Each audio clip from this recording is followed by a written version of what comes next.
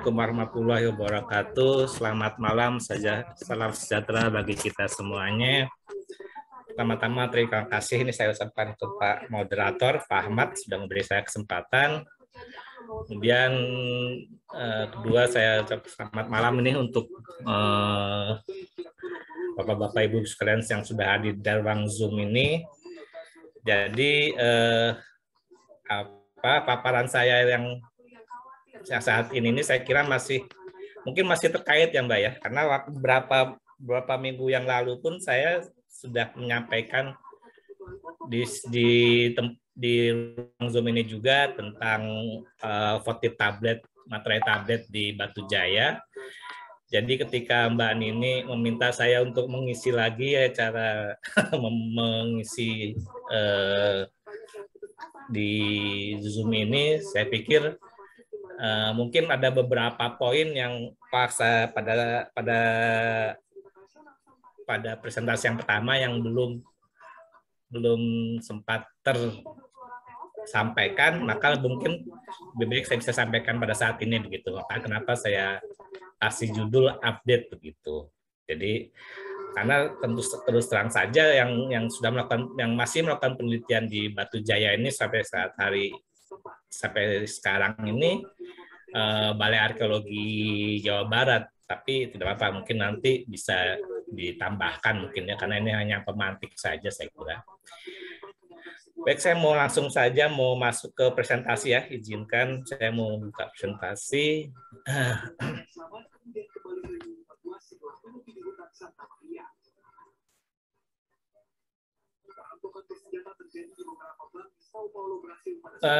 Sekali lagi saya ambil judul penelitian situs Batu Jaya Kerawang Jawa Barat ini. Kenapa saya sampaikan update karena sejauh yang saya lihat juga dari hasil-hasil publikasi ataupun apa yang ada di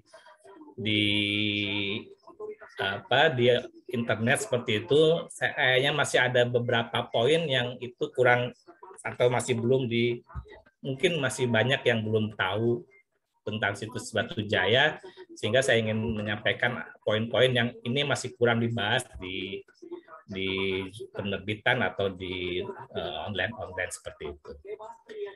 Bapak Ibu sekalian, saya kira semua sudah tahu Batu Jaya di pantai utara Jawa Barat.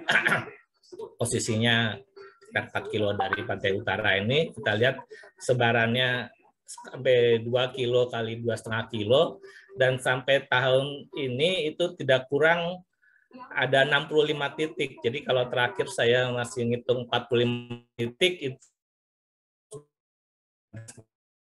titik lagi, baik itu mungkin sita struktur atau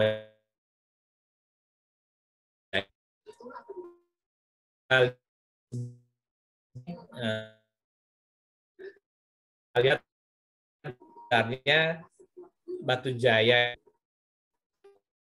dilalui oleh jalur sungai lama. Ini yang juga saya kira masih belum banyak dibahas oleh Bapak penulis, bahwa Batu Jaya ini sesungguhnya pernah dilalui oleh aliran sungai lama yang sekarang masih kita kenal namanya Sungai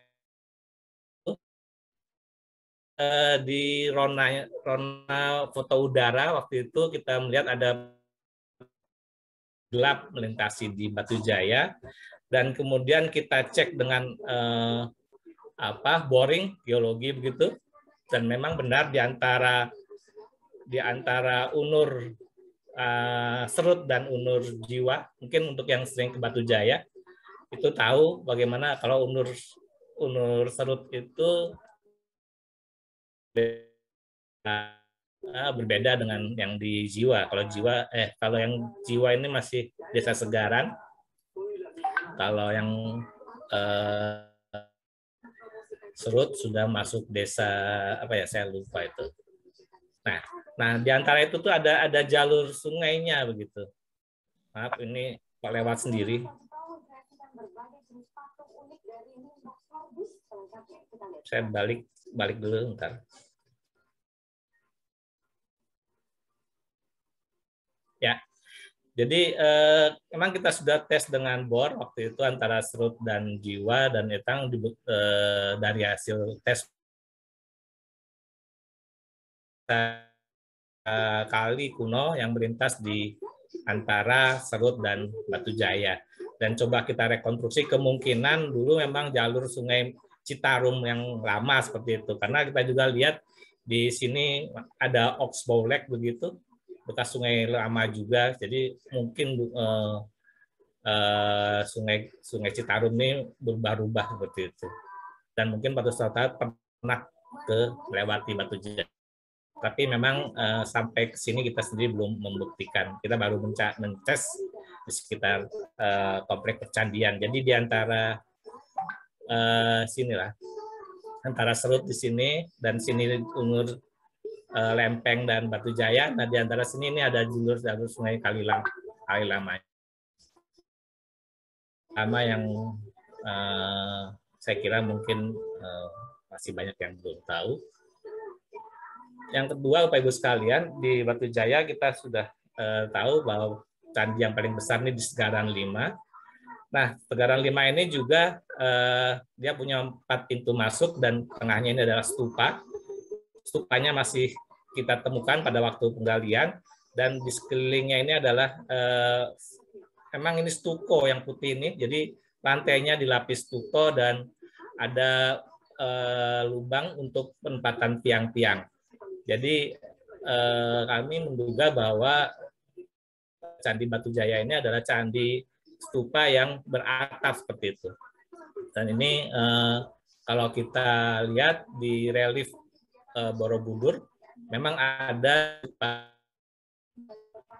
kemungkinan lihat penempatan seperti ini kami menduga. Kemudian dikelilingi oleh tiang-tiang kayu dan atasnya adalah atap. Seperti itu karena juga yang pada saat penggalian sini jadi ini ada tiang-tiang, biasanya ada stupanya. Kemudian di bagian sisi timur laut kita lihat ini di gapura seperti ini ada sisa runtuhan itu ini runtuhan yang tetap dipertahankan oleh Balai Pelestarian. Maka kita lihat sesungguhnya hanya di sisi timur laut saja yang punya gapura masuknya.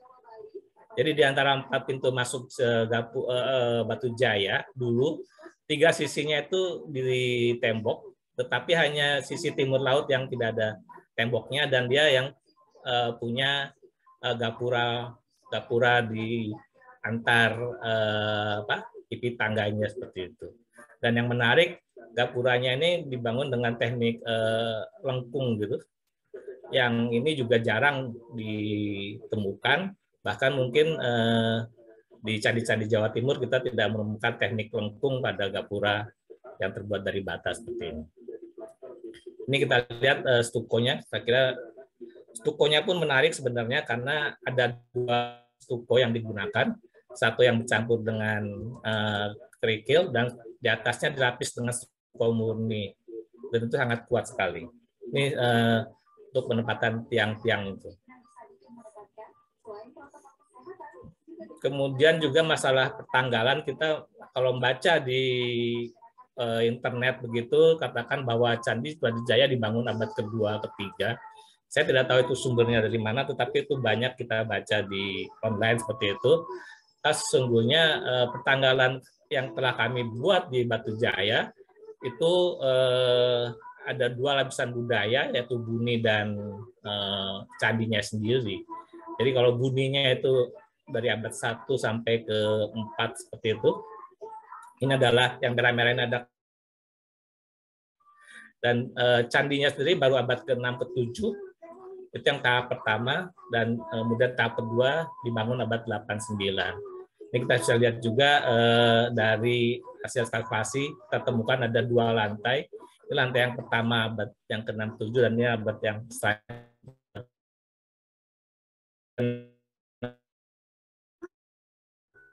tidak benar kalau Batu Jaya dibangun abad kedua, ketiga. Kemudian Bapak Ibu sekalian, hasil penelitian di Batu Jaya juga menunjukkan bahwa sebuah komplek dia tidak candinya saja, ini candi yang tadi, yang Segaran 5 tadi.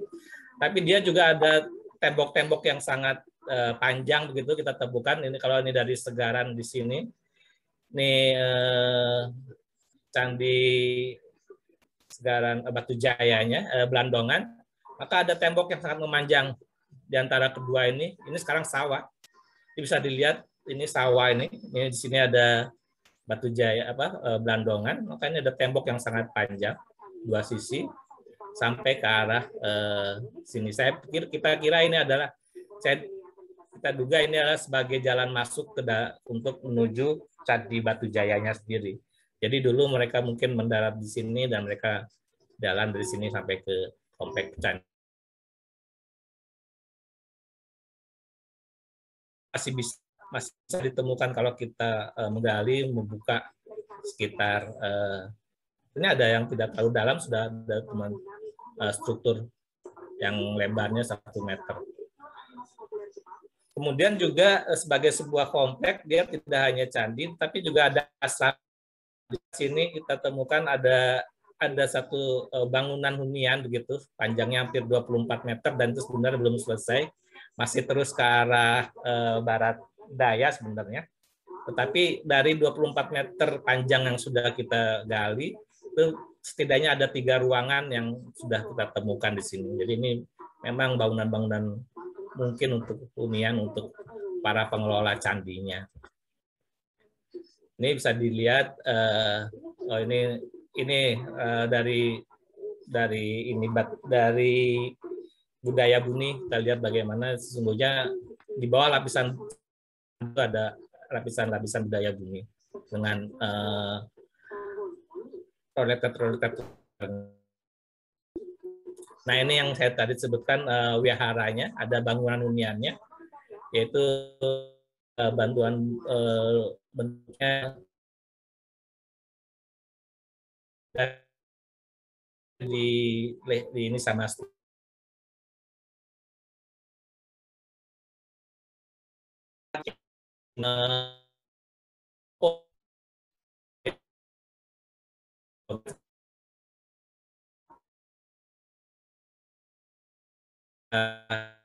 barat daya dan barat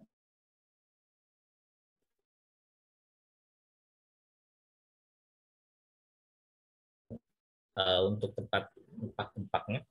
Mungkin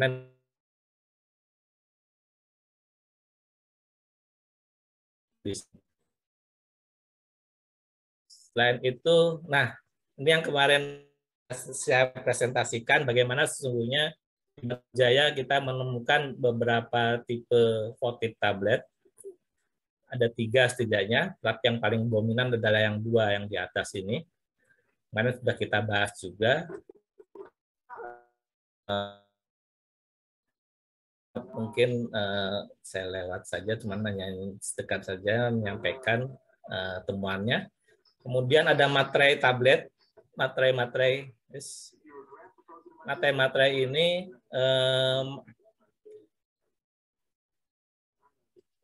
dibuat dari huruf Pallawa dan bahasa Sangsakerta. Ini berisi tentang mantra formula YT Karma yang itu dibawakan pada ajaran rantai sebab akibat Pratisya Samutpada gitu. Yaitu kehidupan dunia ada 12 saling rangkai-perakai. Formula YT Karma ini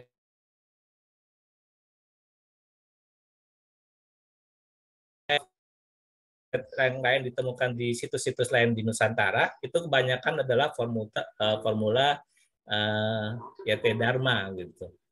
Yang itu lebih banyak menerangkan tentang ajaran Buddha pada Arya Satyani dan Pratisya Samutpada begitu. Jadi itu perbedaan mantra yang ada ditemukan di Batu Jaya dan di tempat lain seperti di Borobudur atau di Gumuk Linting itu umumnya semuanya adalah formula YT Dharma, sedangkan yang di Batu Jaya YT Karma. Saya kira kemarin sudah kita bahas ini, cuman yang ingin saya sampaikan bahwa kemarin belum disinggung itu fungsinya sendiri. Jadi kalau menurut para Raton itu dia sebagai offering meditasi, pelindung, hiasan, materi keberuntungan, dan sebagai souvenir seperti itu. Yang kemarin juga belum sempat saya sampaikan bahwa bagaimana sebenarnya votive tablet bisa menjadi bagian dalam kegiatan upacara keagamaan di Buddha. Agama Buddha, saya coba track ke belakang, sesungguhnya votive tablet atau sil-sil tablet ini sebenarnya sudah dikenal jauh sebelum periode Hindu atau Buddha. Karena zaman Mesopotamia ataupun Hindus, itu sil-sil tablet itu sudah ditemukan. Tapi kemudian pada saat agama Buddha muncul, mereka mengadopsi itu dan mereka meyakini bahwa Sang Buddha itu memiliki dua eksistensi, yaitu rupa kaya atau fisik Buddha dan dharma kaya, yang intisari Buddha yang murni. Jadi ada dua, dan Buddha itu ada rupa karya dan dharma karya. Rupa karya pada Sakyamuni ini akan hilang, Sakyamuni akan meninggal gitu. Tapi dharma kaya ini yang akan selalu ada dan tidak terpengaruh oleh waktu maupun dunia. Gitu. Jadi prinsip dua kaya, rupa karya dan dharma karya inilah yang kemudian menjadi penggabungan relik dan masarira di stupa dan praktek mengisi ruang-ruang kosong pada arca dengan mantra. Jadi ini juga sebenarnya praktek mengisi arca perunggu terutama dengan mantra ini juga mengambil tradisi yang biasa juga dilakukan oleh umat Hindu seperti itu.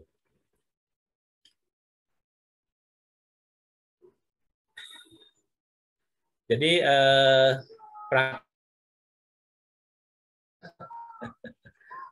itu biasanya votive itu bisa dicetak langsung dengan mantra atau dia dibuat terpisah gitu. Jadi posisi votive dan posisi stupa itu adalah sebenarnya sebagai rupa kaya dan mantra ini adalah dharma karyanya seperti itu. Menurut Cicing juga menyebutkan bahwa ada dua macam sarira yang dicampurkan ke dalam ini relik guru dan mantra. Jadi membuat persembahan ini seseorang kelahiran kembali dan baik di masa kelahirannya kembali. Jadi menurut Itsing, seorang yang membuat mantra-mantra ini dia akan memperoleh kelahiran yang baik pada jadi dapat diartikan bahwa mantra-mantra itu sebagai dharma sarira yang sekaligus bukan wujud rohani, dan stupika atau votive tablet merupakan wujud fisik. Penyatuan keduanya, wujud fisik dan rohani inilah yang akan menghidupkan votive tablet atau stupika, sehingga seolah-olah Sang Buddha hadir di dalam aktivitas religi yang dilakukan. Jadi kalau dilihat dalam konteks arkeologi, seringkali votive tablet itu ditemukan bersama stupika dan matrai, atau dia ditemukan votive tablet dan matrai, atau stupika dan matrai. Artinya di sini posisi votive dan stupika ini adalah sama dalam ritual Buddha.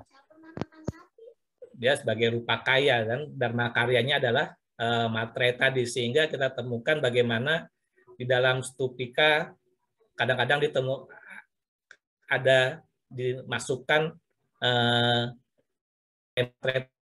di gabungan inilah yang menjadikan ini menjadi mempunyai kekuatan begitu. Ini juga kita lihat votive tablet diselipkan materai tablet di dalamnya.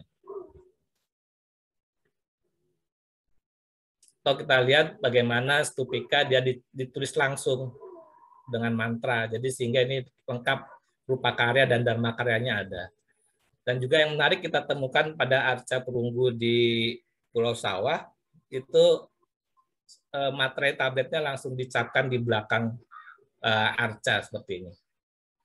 Dan umumnya sih memang diselipkan di dalam bagian lubang paling bawah arca-arca perunggu. Itu biasanya ada mantra-mantra itu untuk menghidupkan daripada arca tadi. Saya kira begitu, dan kalau kita lihat dalam konteks di Indonesia, ada 7 situs yang kita temukan votive materai dan Sarawati, Pagulingan, Kali Bukbuk, Uma Anyar, Kali Candi Gentong, dan situs Gunung Kelinting. Di Candi Borobudur ini votip materai tablet ditemukan di bawah arca. Demikian juga di Sirus Sarangpati ini ditemukan di bawah arca Awaktaswara. Tapi di Candi Pagulingan votip materai tablet itu ditemukan di dalam candi. Jadi di dalam stupa. Jadi ketika ada kegiatan pemugaran, bagian dalam itu ada miniatur stupa dan di dalamnya ada materai dan stupika. Di Kali Cibubuk ini juga sama dengan situs Uma Anyar, dia ditemukan di bawah bangunan, jadi sebagai pendeman begitu. Dan juga saling menarik adalah di situs Gumuk Linting karena stupika, materai, dan votip tablet itu digunakan untuk mengubur atau menutup di paling bawah wadah begitu yang isinya rambut, alat potong atau apa ya, pisau cukur seperti itu ya, artinya mungkin untuk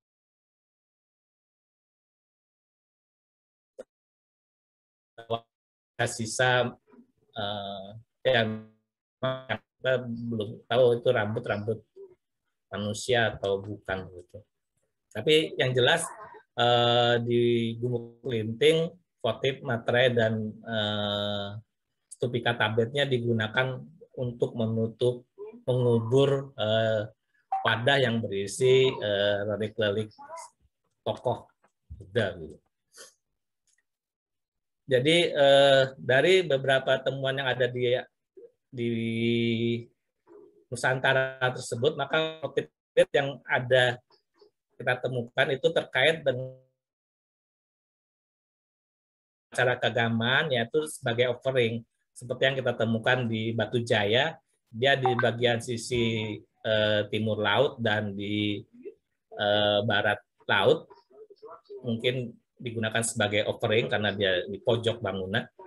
Tapi juga ditemukan pada pondasi candi seperti di Kali Bukbuk dan Uma Anyar, kemungkinan juga itu terkait dengan upacara pendirian candi itu sendiri. Jadi seperti kalau di candi Hindu peripih seperti itu ya. Jadi biasanya kalau kita yakin bahwa itu untuk menghidupkan candi. Dan yang terakhir yang ditemukan di mana tadi, di Gumuk Linting, ini agak lain dan memang belum ada bandingnya seperti itu. Mungkin bisa jadi untuk mungkin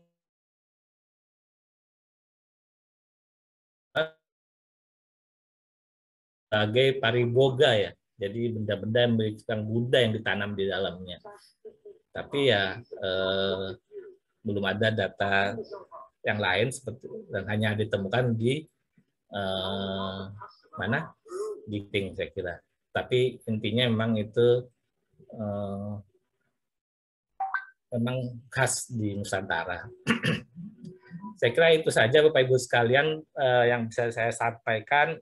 Poinnya adalah sebenarnya situs Batu Jaya ini ada dua periode, dari periode Buni yang abad 1 sebelum Masehi dan periode Buddha abad 67 sampai 11 Masehi. Kemudian juga percandian ini selain candi, kita temukan candi atau stupa juga dilengkapi oleh wihara, pendopo,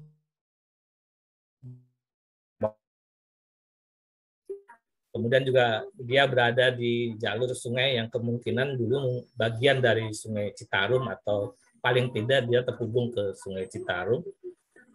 Kemudian juga pentahapan di Candi Batu Jaya itu dari abad ke-7 sampai abad 11, 2 kali pembangunan. Dan yang terakhir formula tablet yang ditemukan itu adalah formula YT Dharma. Dan beda dari situs-situs yang lain yang itu formulanya ada YT Karma. Dalam konteks arkeologi di Nusantara kita temukan bahwa fungsinya adalah sebagai offering, pendeman, pariboga. Saya kira itu yang bisa saya sampaikan, kurang lebihnya mohon dimaafkan. Terima kasih. Wassalamualaikum warahmatullahi wabarakatuh.